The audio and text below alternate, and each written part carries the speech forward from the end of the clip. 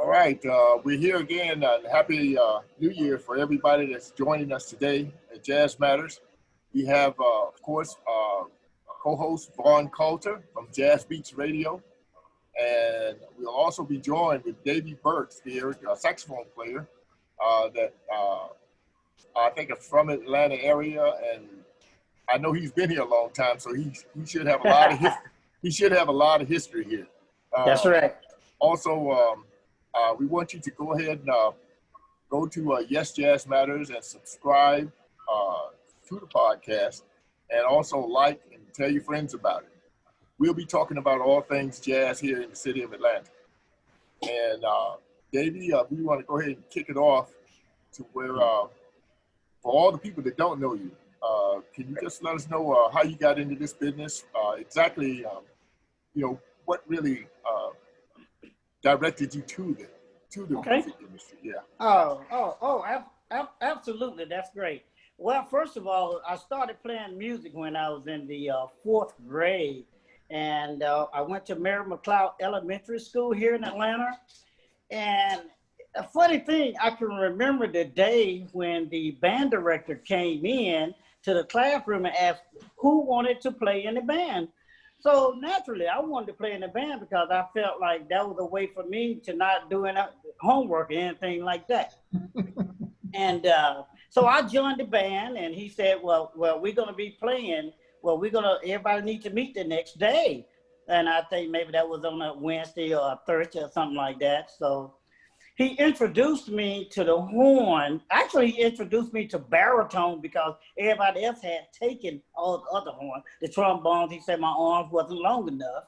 The tuba, he said that was too big. So the only thing was left was really the baritone. And that was a brass instrument. I wasn't interested in baritone. I actually wanted to play saxophone, but I thought the saxophone was a treble clef. I did not know, because I didn't know anything about music. And come to find out, the band director is the great Dub Hudson, James Dub Hudson. He the one introduced me to the horn. And during that time, I noticed like every week, big time acts would come here to Atlanta, such as The Temptation. We had Smokey Robinson. We had the guy Lou Rawls, Buttermilk Bottom, the Four Top Temptation. And I noticed he always on Fridays would say, hey, I got to go play with these people. But I couldn't understand who he was. I didn't know who he was. And come to find out, he's a great saxophone player. And I used to ask him, I said, how do you know what to play? I couldn't understand how could he play with all these different folks and play the music. I just couldn't understand that. But to make a long story short, shortly thereafter, during the time when I got to the 5th grade, I started taking private lessons from Dub Hudson. And the rest is pretty much history after that. Once I left elementary school, I attended Mary McLeod Elementary School here in Atlanta also. I'm sorry, John F. Kennedy Middle School, I'm sorry. And I played in the band there, and shortly thereafter, once I graduated from middle school, I went to Booker T. Washington High School. The band director was Bobby G. Jordan. But one thing I didn't know, we didn't have a jazz band at that time, but the guy that wrote the marching band music was Tommy Stewart, the piano player for Lou Rawls. I had no clue that was him. And he wrote all the music. So we didn't actually get a jazz band until 1979. 1979, Washington High got a jazz band. And that's when I played my first Atlanta Jazz Festival. And I played the Atlanta Jazz Festival in 1979. And we needed a trumpet player. We needed a trumpet player that could really play. And I had no clue. There was a guy by the name of Eddie Davis. I've come to find out later on that him and I was related. And so the guy Eddie Davis to come over and play, and everything else is history, man. I tell you, man, we did the Atlanta Jazz Festival, and I think I've probably played 15 Atlanta Jazz Festivals since that time. I also, my first professional gig was at age 16. Sonny Stitt came to town. I had just did the Jazz Festival, and Sonny Stitt came to town. He was playing at a place called Maxie in the Omni International Hotel. It had an ice skating rink, and it also had a club called Maxie. And Sonny Stitt was playing there. And a guy came to my mom's house, because back then we did not have cell phone, we didn't have beepers, we didn't have anything like that. So the guy asked my mom, could I come down there to the club, to Maxie and the Omni? And I did. Went down there, and Sonny Stitt actually let me sit in with him. And hey, I took off after that, man. So now, when doing that after the fact, and you got a chance to sit in with Sonny, so it's obvious at that point or before that point, you really didn't know a lot about Sonny. So what did you learn sitting in with Sonny at that point? Well, that's a great question, because I didn't know a lot about Sonny, but I had studied a lot of Parker and stuff like that. Charlie Parker, which I couldn't play. You know, you're trying to play all them licks that Parker played, you're never gonna get that stuff. I didn't really know about Sonny Stitt, but somewhere in the back of my mind, I know I've heard him.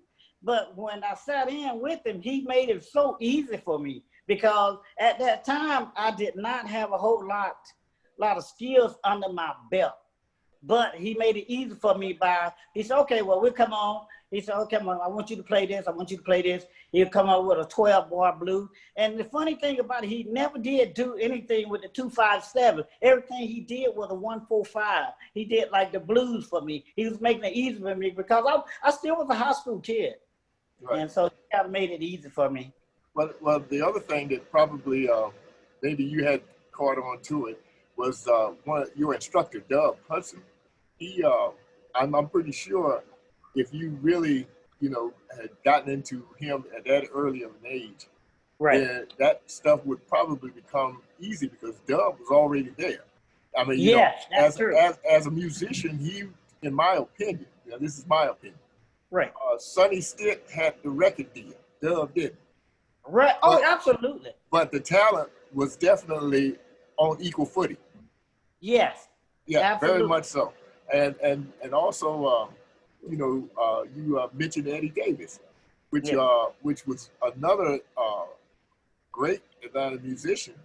And I met Eddie when he was relatively young, but the thing is, he had so much potential to be, I'm saying, probably one of the best out there. And even though he's still playing, right, the thing is, those guys, if you were around those guys at that time, you had no choice but to pick up on what they were doing. Right. And they were already miles ahead of a whole lot of people. Right. You're right about that. So also when you talk about Atlanta musicians, and that's a good thing, because you can give us a lot more insight right, simply because you're from here. Right. And you pretty much know the cream of the crop, so to say. Right. There are other musicians I know that cross your path that you've learned a lot from. Can you give us some of those names? Some of the names. One in particular that I really want to mention, and that was the late, great Sil Austin. Sil Austin had the gig at the Carousel Lounge at Pastor Brother Hotel. Sil Austin kind of took me under his wing, although I still was taking private lessons for Dub Hudson. Right. But Sil Austin took me under his wing, and I would go sit in with Sil Austin like on Fridays and Saturday night at Le Carousel Lounge. Although Le Carousel Lounge, for people who don't know, that's the Pastor Brother Hotel. That was two brothers that owned Pastor Brother Hotel. And during that time, he would let me come and sit in and get my skills up. I never knew that when Sil passed that I was going to take the gig, but I took the gig at Pastor Brother Hotel, the Carousel Lounge, during that time, shortly thereafter. And I had cats like maybe Rolando. That was a guitar player named Rolando Pomfrey. Played his guitar real high, very high. He played his guitar. a keyboard player, organ player. His name was Josh C. Brooks.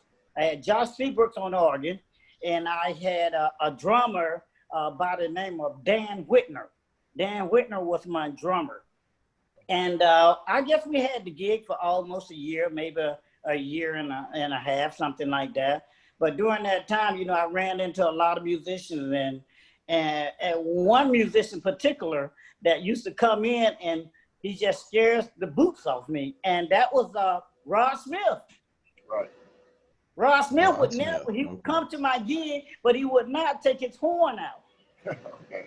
He would just sit there. So I had to be careful what I played, because now, you know, I'm under the bus. Right. You know, and that's the way I felt about things, man, you know. And, you know, being here in Atlanta, man, like I said, I done ran across a lot of musicians, Layman Jackson, John Robinson, woo, man, it's just, the list is go on and on. You know, I play with a lot of musicians, even Mr. Edwin Williams.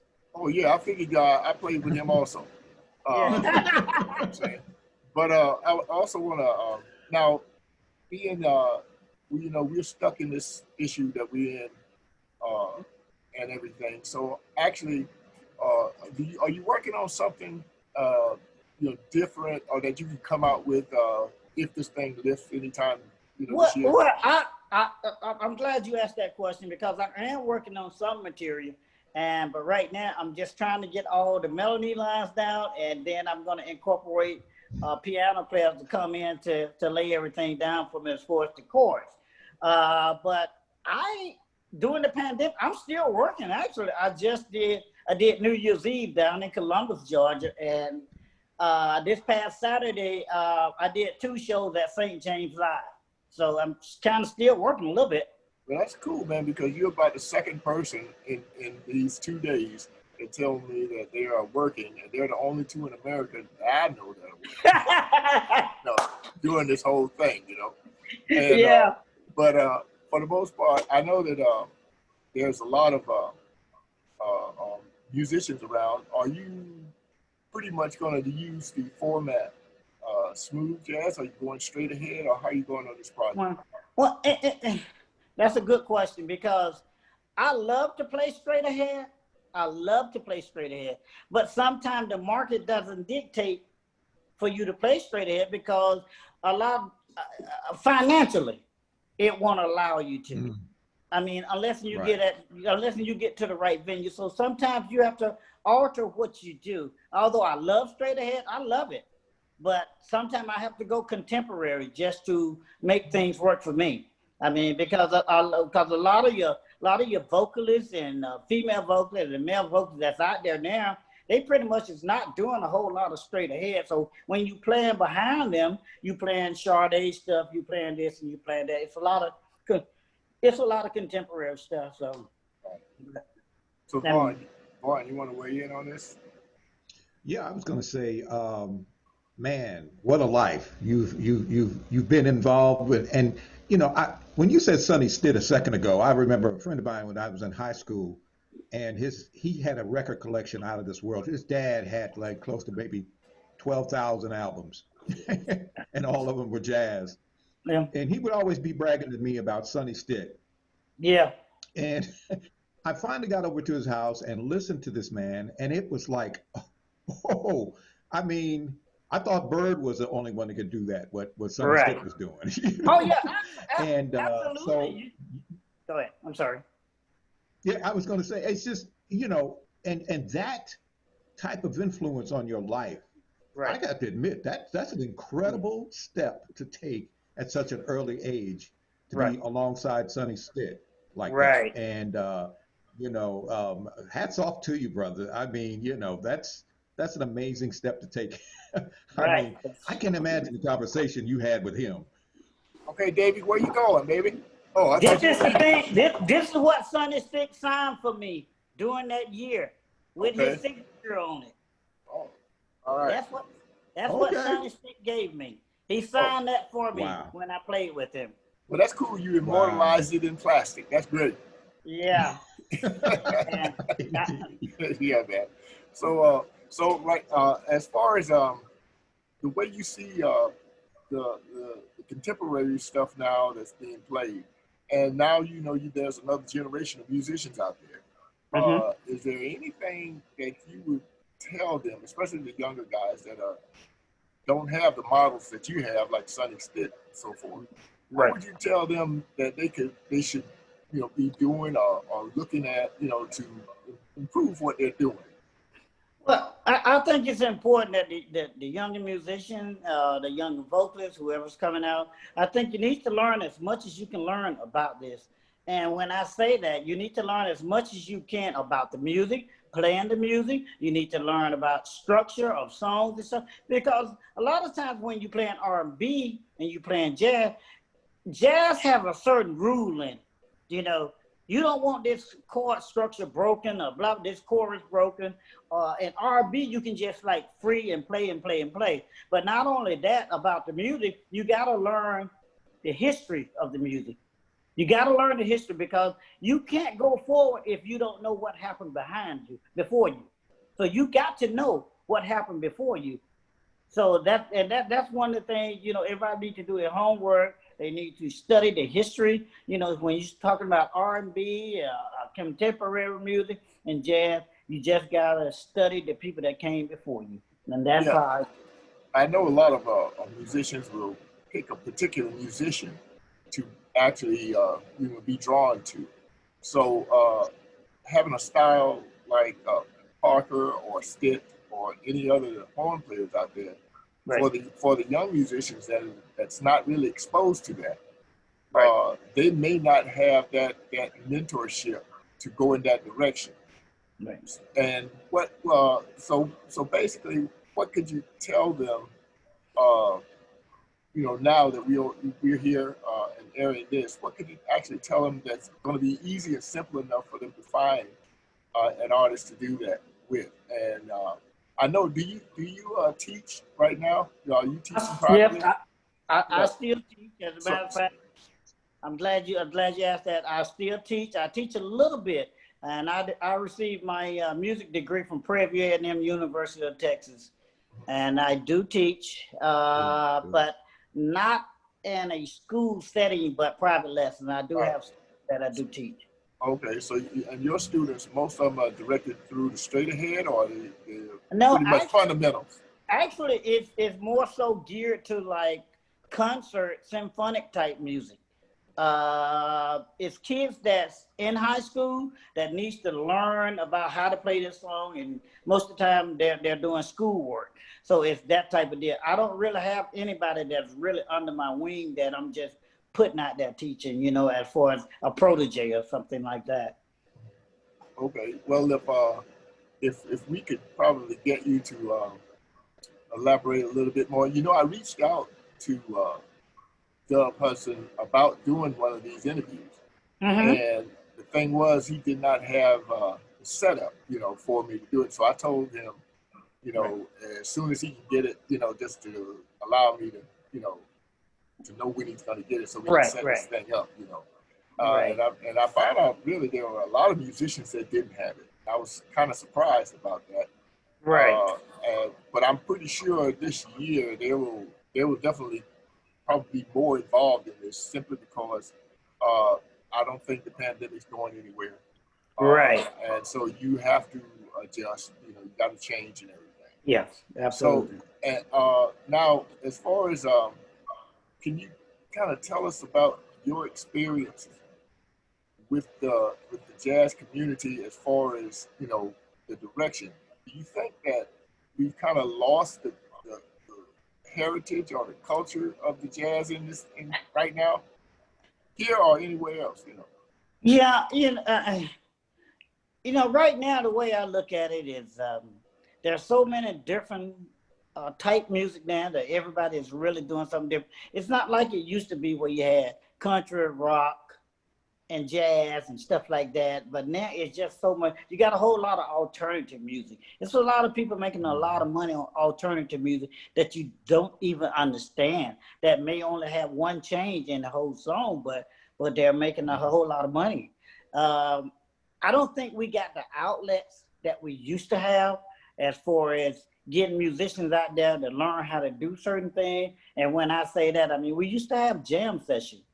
We used to have jam. There was a place here in Atlanta. It was called 200 South. And if you walk in 200 South, you better be ready. It was 200 South. We had Busters on Camilla Road. Matter of fact, Tommy Stewart used to play in Busted on Camilla Road. And we had the Beacon Lounge. We had the Royal Peacock. We had Pals.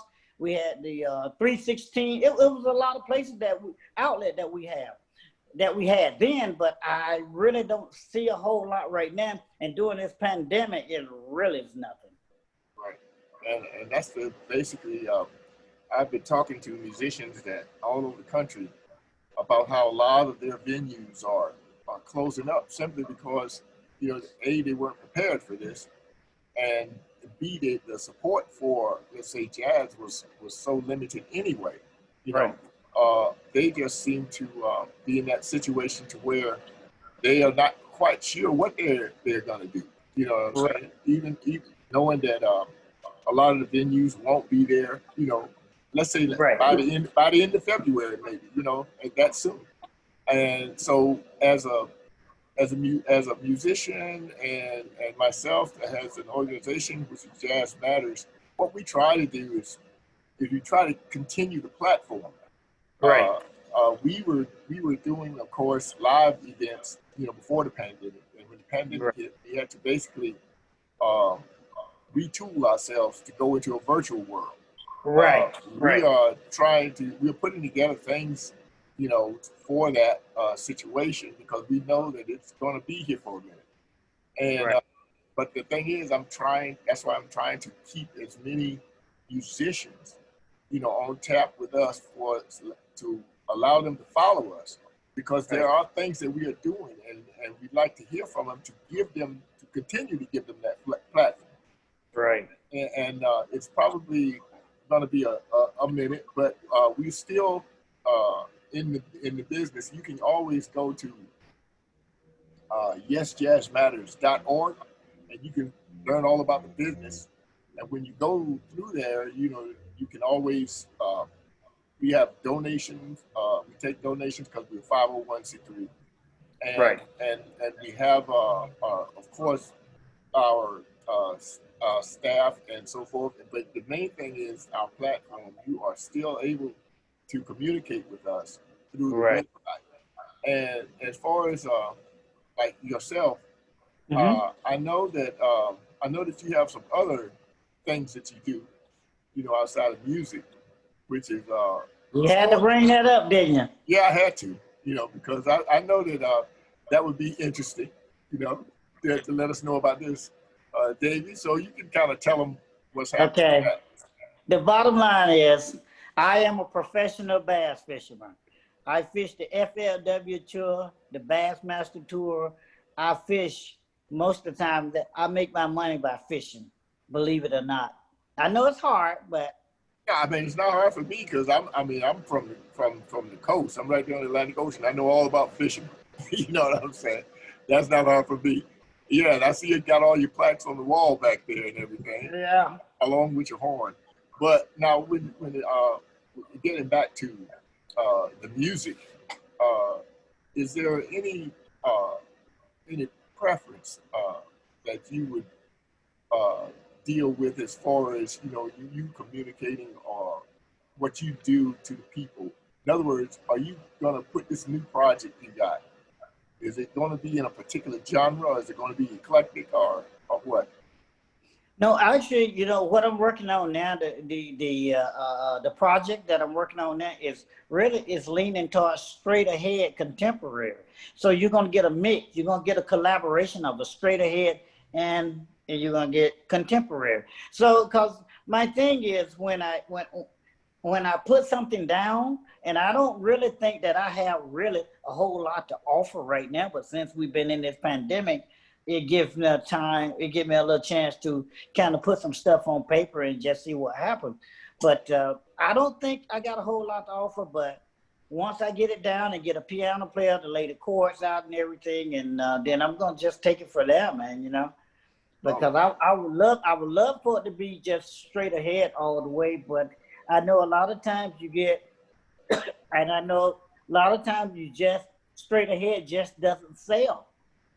It doesn't sell. It doesn't give you what you want because right now, I think as far as straight ahead, we got a small audience for straight ahead right now. Most people, they want something to dance to, to pat their feet to, and a lot of people just don't understand the music right now. So a lot of times you have to just kind of do something a little bit different, you know? So that's where I'm at right now. Now, in your opinion, you were talking about the actual audience. What do you think caused that? Because there was at a point, and by you naming some of those places that you named, like Carousel and so forth, those audiences were relatively consistent. They were supportive, and they were relatively large audiences. As a matter of fact, around town, you know, like you said, there were a lot of venues, so right. the support for it was there. But what, in your opinion, you think caused it to drop so vastly, so quickly? I think we need to start looking at people getting older. There's a new generation. You got the millennials. They coming up and they listen to a different type of music. And most of the people that was out there in the audience then, you know, they're dying off. You got the club owners. You got a whole lot of club owners. Now this is true. I mean, maybe I shouldn't say this, but I'm gonna say it. There's a whole lot of club owners that owns these clubs, and a lot of times they go out of business because what they do to the musicians, we get out there, we play. As far as the straight ahead, they don't want to pay us what we worth, and it's just sad, man. And you know, I just don't see it because when you start looking at straight ahead musicians, we put in more time in the craft than anybody, than any music. Because you could take a straight ahead musician, jazz musician. We could play classical, we could play R&B, we can do it all. But you take a classical, and I got a classical player that lives right across the street from me, and he asks me all the time, how do you know? He asked me, he said, how? He can't figure it out, how that we can play through the changes and everything. He just can't figure it out. And he's a classical player. He's played with the Atlanta Symphony Orchestra, and he lives right across the street from me. Well, see, the thing is about that I could understand where he is. Those that do classical, they are disciplined to the sheet music, to print. Mm-hmm. Their improvisation is already written in for them, so they don't really have to think about it. They just basically have to play it, you know. Right. Whereas when you're looking at the jazz musician's improvisation is in the air. It is right. It is not something that's written down immediately and is set in stone. It is something that changes every day, just like the weather. Right. So right. For him to basically, you know, ask you those kind of questions, you basically have to tell him the next time, say it ain't nothing but soul. Now, am I right? Right. Oh, I'm glad you said that. But that's Vaughn's word. I stole that from him. Vaughn. That's it. I gotta talk to Vaughn. I gotta tell you this, Vaughn. You hear me, Vaughn? I'm listening. Go ahead. Listen to me. Okay. All right. So I was a straight ahead, and I'm still a straight ahead player. But you know what, Vaughn? I had to condition myself to not play so technically. You know, because most of us jazz musicians, when we get around other jazz musicians, we play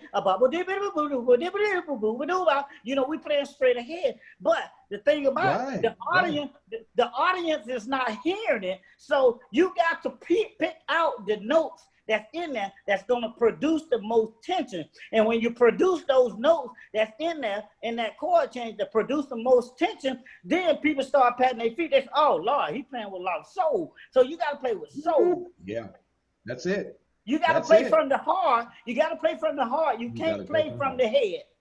When you play from the head, you're going to start playing technically. And people are going to hear you. Yeah. They go, oh, he sounds like he's thinking. Okay, I don't preach now. You said it. You know what it is. You know what it is. I mean, you know, it makes me feel good in my spirit to know that we're connected like that, because I am not, you know, I try not to put parameters on the sound of the music that I play on my radio show. Right. Because I play it for strictly the soul of the music. Yes. And I've gotten to the point where I listen to the song that I'm currently playing and think about a song that could come behind it and have that same feeling. Right. Because it's coming from the soul. And Right. that mix, when it happens, oh my gosh, it's right on time. That's it's right. right on time. That's right, And brother. so, that's why, I often find myself in those moments when I'm at home and my head is constantly churning in it tunes. And, when you talked about, me being in radio, when you talked about, where you're leaning toward something contemporary and something in a straight ahead way, that sounds like early Grover Washington Jr. to me. Absolutely. That's what it sounds like to me. And Absolutely. so you might be on a special track, because most of the guys that are out there doing smooth have drifted away from that style, Right. But Grover was like he changed the game, Yeah. when he first started playing. And Yeah. so I'm like, do your thing, man. Do Yeah. your thing. And I'm glad you said that, Vaughn, because a lot of times when Grover was playing, Grover was actually playing that smooth groove, but then you'll listen to him, you say, oh man, listen to this cat playing you started hearing them diminished patterns in there. I mean, he would run that stuff, man. He would run that stuff. Oh my gosh, yes, absolutely. So I'm convinced that you're on the right track. You're on the right track. I appreciate that. So out of a lot of those players, like you mentioned Grover and so forth, who are some of the cats that you listen to that are actually smooth jazz players, but that they are actually coming over to the smooth jazz side? Okay, and I'm glad you asked that question too, because we talking about I love Gerald Albright, and I love Nige. As a long history with Nige, when I was a young kid, Nige told me something. Nige was playing with somebody. He said when he finished that gig, he was gonna pass it on to me, and I'm still waiting on that gig now. Okay then. Yeah. Don't hold your breath now. Don't hold your breath. Yeah, but see, it was a funny thing. It was a funny thing. As a young kid, I was trying to get out there, playing with a lot of people, and I played with a lot of people in my lifetime. Like I say, and one story that I'm gonna say, I don't know if I mentioned it or not. I played a festival here in Atlanta, and Tony Braxton was on there. They had soul, they had jazz, but I ended up opening for Jimmy Heath. And the funny thing about opening up for Jimmy Heath and I was talking behind stage. So we talked for a long time, and I went out there and played. And when Jimmy Heath came out there and played, he fell out. He had a stroke on stage. Oh my. He had a heat stroke. Mm. And that happened here in Atlanta.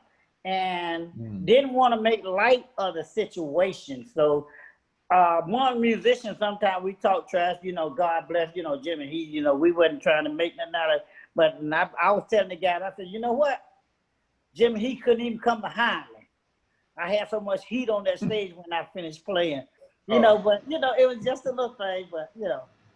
But that's strange that you even mentioned what happened to him at that particular time, because you had mentioned something about the great Sil Austin. Right. And I'm gonna tell you a little story about him. I was doing a gig during the Christmas holidays, and the week, as a matter of fact, it was just before New Year's, and we were gonna do New Year's Eve.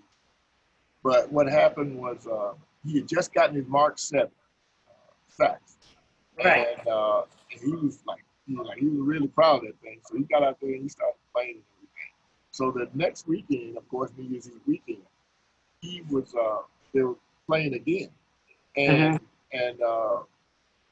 he did kind of the same thing.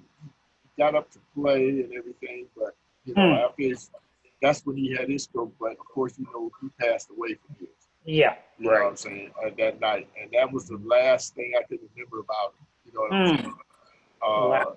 As a matter of fact, it's kind of strange how all those cats, you know, even though he was, you know, warned, and see, we didn't know that he was. Right.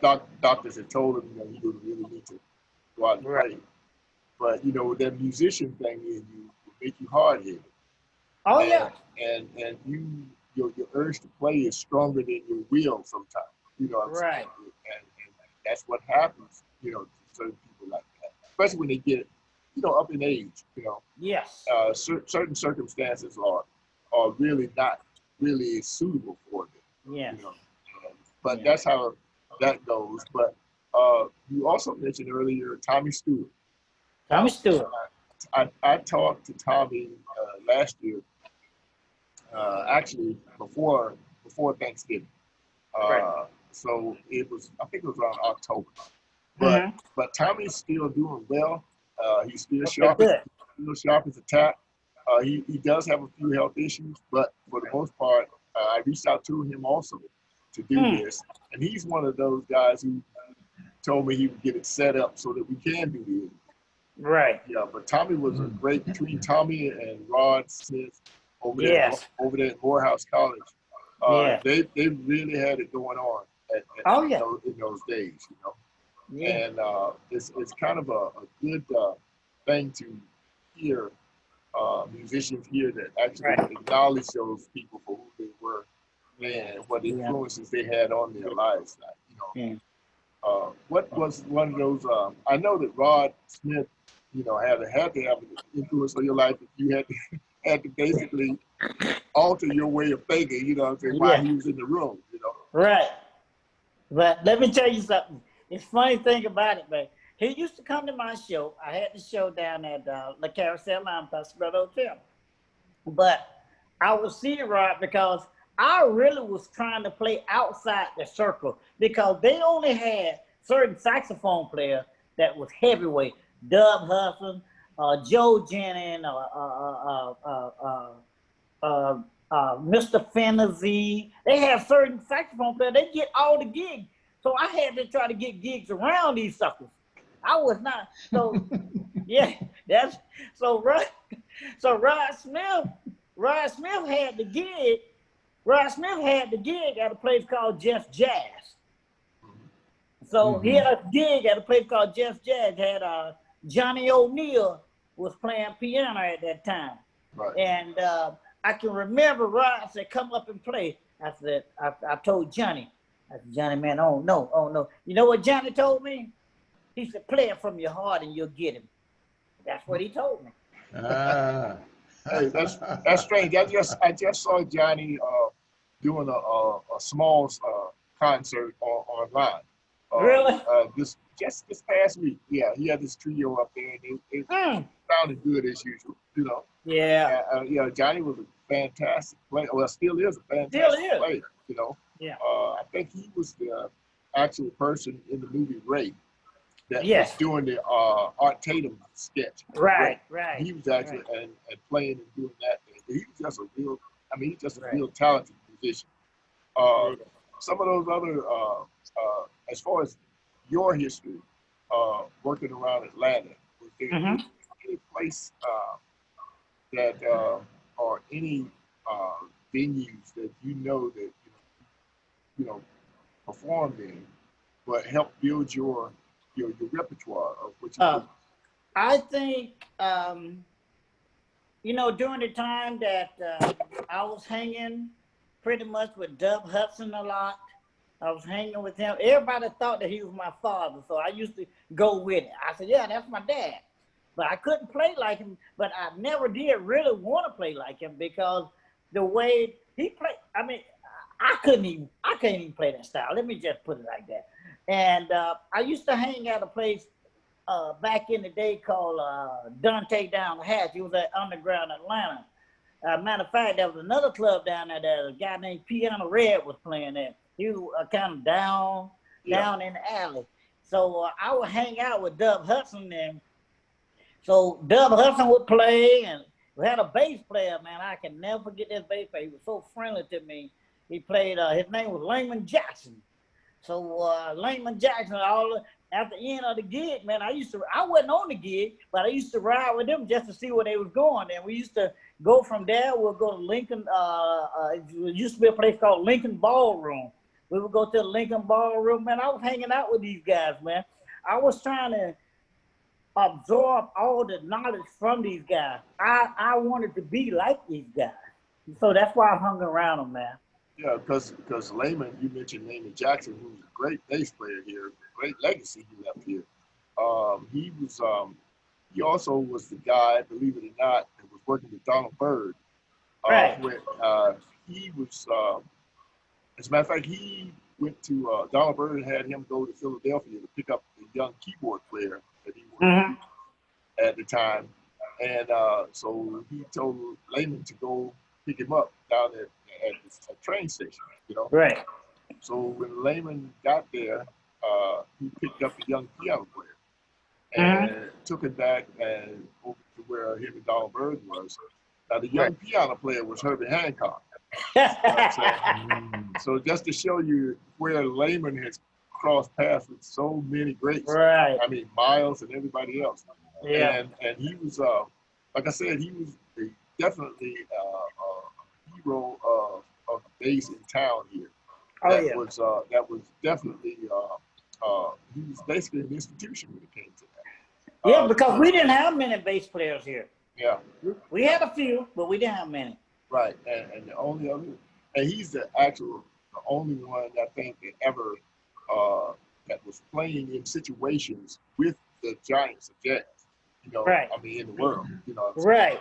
And I remember when he passed, I was on the road, and when I came back to town, I found out he had passed. I came back to town. I was in Texas at the time, and I went to his.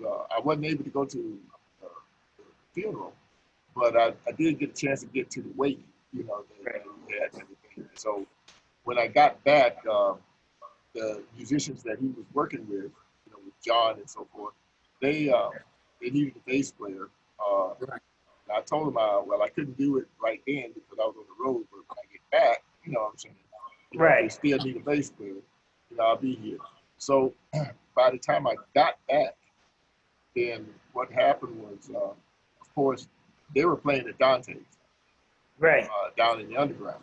And so I went down there, and I thought for a weekend, but that weekend turned into 23 years. Oh, really? Yeah. So the whole deal is all the way up through the closing. So the thing is, I worked down there with them. Then I also so I barely miss you. You barely missed me. Yeah, but that came after. You know, that came after. Yeah. But the thing is, I think that if you look at it, those were places that we could play as musicians, and at the same time leave those places, and still play in other places that had jam sessions and so forth, that were more R&B based. Right. You know? And that was the great thing you could do as a musician, because it helped you communicate on both sides of the fence. In my case, of course, a lot of people thought that I only did jazz. You know? And I'm like, no. So I started going to places where rhythm and blues was played. And I would set in with the rhythm and blues cat and got to know that whole community at the time. So that kept me working, you know, and everything. Now, today, in your opinion, what do you see I mean, I know it's not, we don't have as many venues, but we also don't have as many organized groups. You know, there are a lot of people that do home studio stuff, and they put out a product on as far as their, they put a product out like a CD or something. But as a working band, I haven't really seen, now you might have because you're still out there and you're still moving, but I haven't seen any bands that you can call, you know what I'm saying, on as a working band that you follow. You know what I'm saying? Right. So you tell me basically what's happening, or do you see that on your end? Because I know that you do a lot of moving around and so forth. Yeah. Well, actually, that's a good question because, you know, I'll take, for instance, the band that I played with this past weekend. This young lady, she got plenty of CDs. Matter of fact, her name is LaTanya Sugarlip Shield. Matter of fact, she had a husband who used to be a blues player.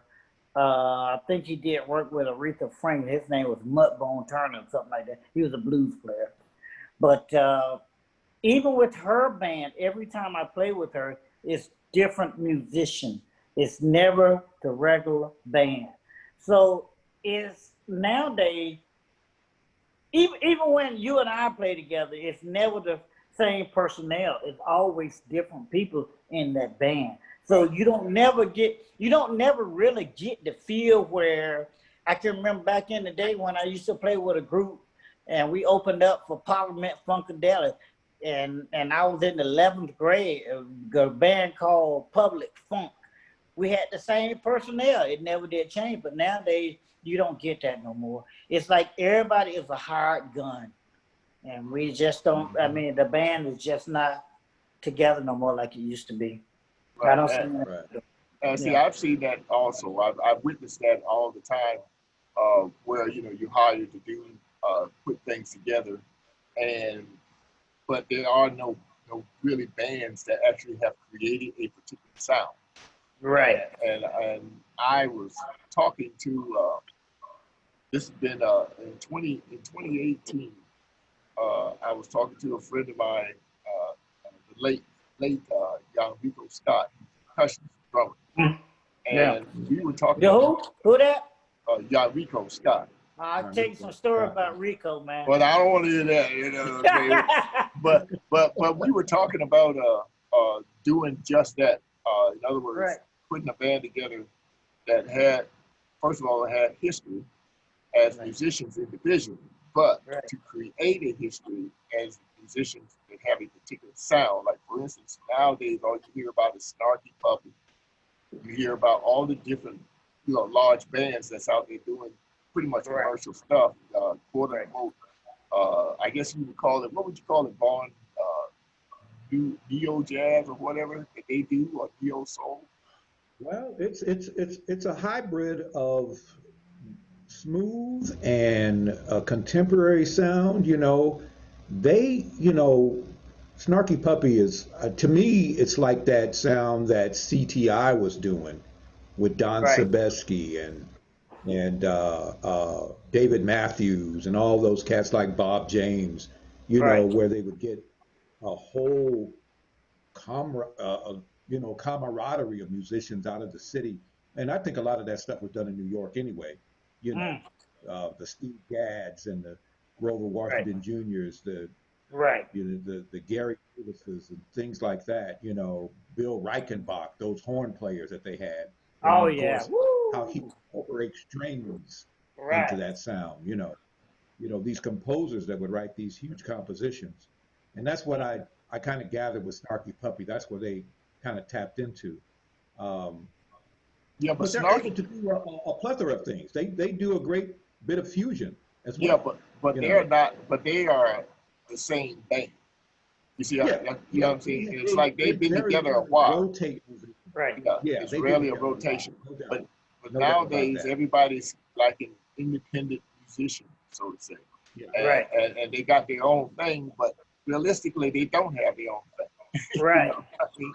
Because you have to look at it like this. When you see them, of course, like you were saying earlier, David, every time we even work together, there's different personnel. Right. And it's kind of hard to.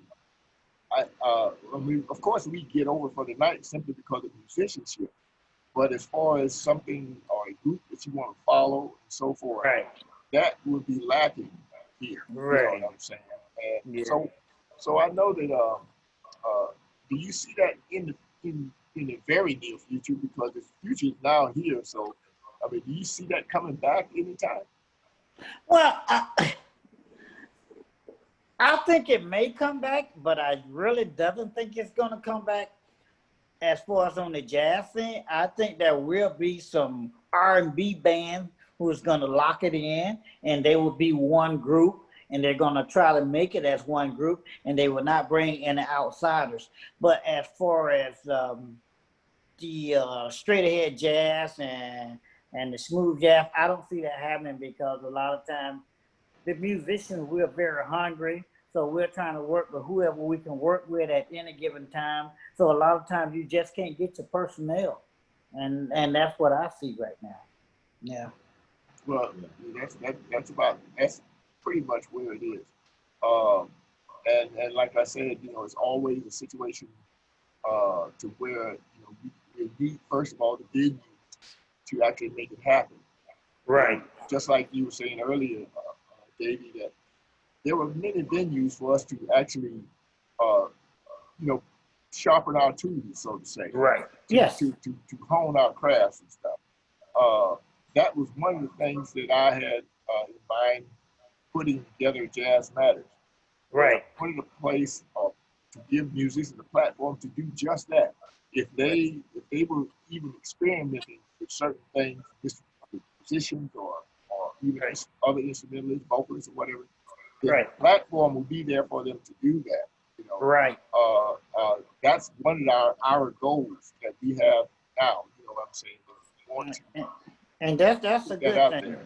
Yeah, we want to put it out there for let them know that this platform is your platform, and if you need to create and become a better musician or a better singer, we have support that we can offer you in those areas. Right. So, like I said, you can always go to the website, yesjazzmatters.org, and you can read all about it. You'll see that is also in our, that is one of our biggest force drivers or motives for you to put this together. Right. So in the meantime, so looking forward, like that, looking forward. Are you going to do any traveling? Or are you pretty much going to try to, stay regional? Well, that's kind of hard to say right now, because with this pandemic, we just can't make plans. There was a guy that this past Saturday, he's a vocalist, and he's going to be in California in 3 weeks. And he asked me, will I play sax for him? And I said, yeah, just send me the information. And but I don't know if that's going to pan out or not. So I don't know if it's going to happen or not. But with this pandemic, you can't do a whole lot of traveling. You just stay fast, right now. We can't do a whole lot, man. But, my thing is now I feel I am pretty much in my life. I feel, I don't know what's the word I'm looking for. I feel like I have accomplished what I need to accomplish, because I've got to play with a whole bunch of good people. I feel like to walk on stage with you, Mr. Williams, I felt like, hey, man, I got to show this guy something. That's how I feel. When I walk on stage and I know these cats are hot, yeah, I'm coming for you. And that's how I feel, man. And I felt like I've reached that point where people call me to do gigs, and I feel good about it, man. I feel real happy about stuff like that. But as far as traveling, I don't know right now, man. But right now I'm in a point in my life where I don't know.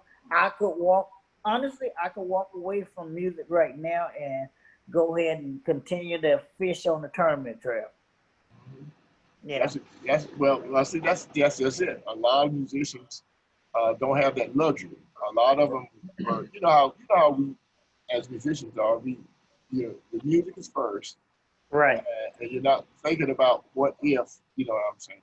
Right. So, but in this particular situation, is something that musicians have never experienced, right? As far as I know. So those that are caught out, so to say, in the cold, are the ones that 9 times out of 10 might have been in those situations where they were playing, but the only problem is they were going from day to day, right? And they really didn't have an organized situation that they could deal with or depend on. So Right. it's going to be a kind of a pretty bumpy road by the time summer gets here. And incidentally, so how was your holidays, man? Oh, my holiday was great, and yours? Oh man, they were quick, easy, and gone. You know. How did you come out, Vaughn, for your holidays? Well, we quarantined with family. Okay, You know? okay. That's what's up. In-laws and stuff like that, and you know, it was pretty nice. Right. And you know, family, you can't beat family these days. Yeah. You know. Yeah, that's Can't true. beat it. Man, you know, Vaughn, I'm going to tell you this. I know we're running out of time, but I got so much stuff I can tell you that will really blow your mind, man. Go ahead and talk. I'm going to leave the floor open right now. You go ahead No, and let it go. no, leave it. Stop. I can tell you stories when I was coming up and playing. I can remember the years 1988, 1989. I was living in a place called Camp Creek. That was an apartment. And my next door neighbor was a guy named Russ, right? And come to find out, it was Russell Malone. But the story would never be Malone. Look what Russell Malone. Look what Russell Malone doing now. Yeah, that's what I'm saying. But you know what's funny? Me and him went to sessions together before he got with Betty Carter. I can believe that. I can believe that. And the funny thing about it, we lived in some apartments off of Camp Creek Parkway, man. We lived in some apartments, man, and we used to hang out. But I didn't never think he was gonna take you to that level, and he did. That's an interesting. And I'm telling you something now. And nobody never speak about this. His name ain't Russell Malone. Right, exactly. Very few people know that. You know very few people know that. Very few people know that. And as a matter of fact, see, I met Russell when he first got to town, and he was working at a place called Zaire. Yeah. Zaire has since right there off of Jonesboro Road. Yeah. That's the building that the Home Depot is in now. Right. That's where Russell was working. He was doing the inventory. You know? But he told me he played guitar, and so I got with him and we started playing. I was taking him to all these different clubs, you know, around town. Yeah. And everybody was like, "Who the heck is this?" You know what I mean? Right. And but we go back quite a ways as far as that goes, you know. And, but Russell's a funny guy. You know, he is, man. He's a clown all the time. You know. Yeah. Now, when he's playing his guitar, he's real serious, but trust me, he is a clown. But there are a lot of guys that came through that, you know, I know you bumped into in your career, so to say. Well, you know who I used to play with for a whole year? Who's that? I was on the road with Steve Ellington. Oh, yeah. Yeah. Yeah. I was with Steve for about a year on the road. Yeah, man. Steve was something else. You know? Steve was something else, man. But a great drummer, you know. Great drummer, yeah. Great drummer. I think the last person he worked with was Hal Galper. Yeah. And but he done work with, of course, Sonny Rollins and people like that. Right. You know, he's done a lot of work. But I think the last gig was Hal Galper, and he played with Hal. I think on Hal's, I think it was back in the 80s, a couple of albums that he worked with Hal on. He worked with a lot of people. Yeah, he did. It's almost too many to mention. But he was definitely a different brother. Yeah. But he had a lot of knowledge, and trust me, there was no other drummer that would walk up on him, that's for sure. Yeah, I was on the road with him. I guarantee you every club venue that we played, he let everybody know I'm the great grandnephew of Duke Ellington. And he had like 20 albums under his arm. He would walk around the venue, the club, and let people see his albums and stuff. That's that right. was crazy. That was weird, man. He was funny. But David, what was the is there any way if people want to connect with you, do you have a website or some way they can connect with you to get in touch Well, with you? actually, I don't have a website, but if anybody want to reach me, you can reach me at dreamjazz@icloud.com. Okay, DreamJazz at iCloud. DreamJazz@icloud.com. Okay. That's it. That'll work. All right. Yeah. That'll work.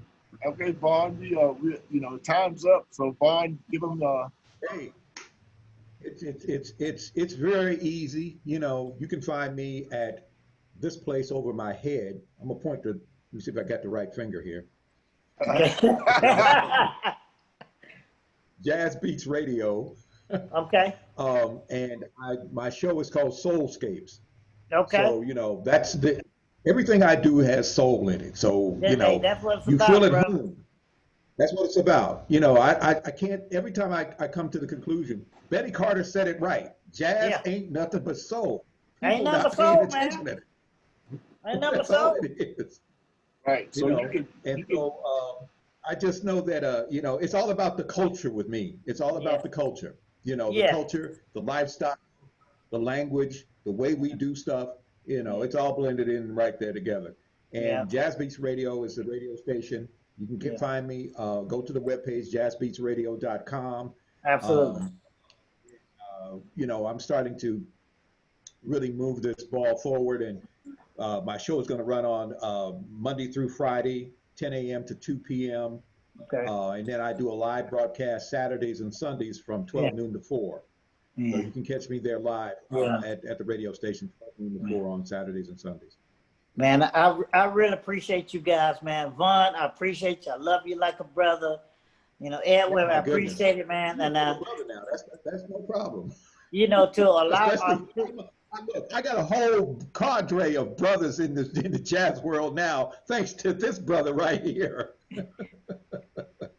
You know, it's because the link is there, and I thank you very much, Edwin. You know, Edwin, I know that, you know, we fight on stage, but I appreciate you giving me this opportunity, man. I really appreciate it, man. All right, we made sure we took the gloves off now. So nobody won't get hurt, you know. That's right. There you go. But you can always go to yesjazzmatters.org, and you can learn all about Jazz Matters as an organization. We also take donations. We're 501c3. Our mission is to basically preserve the culture of jazz and the history of jazz. We also have a Jazz Matters store where you can actually buy, purchase different items, you know, t-shirts, sweatshirts, hoodies, mugs, whatever is there. But just go to yesjazzmatters.org, and you can go and basically seek out all those different amenities over there at the Jazz Matters store. So, Davey, man, thanks for showing up. And no doubt. We'll do another one, Jazz Beats Radio. Thanks for showing up, Vaughn. I appreciate it. That's it for us today. All right. Peace out, brothers. Thank you very much. Yes, sir. Yes, sir. Goodbye. Yes, sir.